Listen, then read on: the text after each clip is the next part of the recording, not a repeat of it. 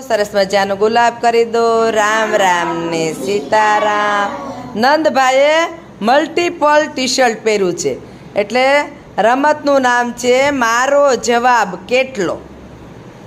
ચાલો રિંગ પસાર.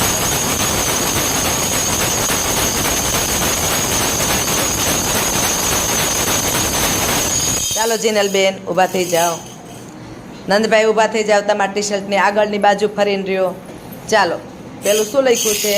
5 ને 2. 5 માંથી 2 જો બાદ બાકી છે. જુઓ 3 માંથી 2 કાઢે તો 1. 1 5 માંથી 2 કાઢે તો 3. 6 માંથી 4 કાઢે તો 2. 7 માંથી 3 કાઢે તો 4.